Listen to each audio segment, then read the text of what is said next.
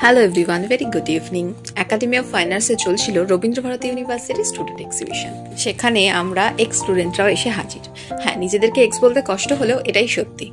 যাই হোক, সমস্ত কাজের ফাঁকে যখন এই কলেজের ইভেন্টগুলোতে গিয়ে হাজির হয় তখন পুরনো বন্ধুদের সাথে দেখা হয়, এটাই সব থেকে বড় পাওনা। তো বাজে বকবক না করে চলো তোমাদেরকে দেখাই। প্রথমে নিজের ডিপার্টমেন্ট দিয়ে শুরু করলাম, মানে অ্যাপ্লাইড আর্টের কার্ডস দেখা।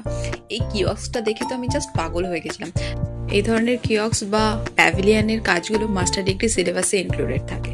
তো যাই হোক, এরপর একে একে বাকি সমস্ত ডিপার্টমেন্টের কাজ দেখতে শুরু করলাম। স্কাল্পচার, গ্রাফিক্স, পেন্টিং, বেশ কয়েকটা কাজ ছিল যেগুলো আমার ভীষণ ভালো লেগেছিল।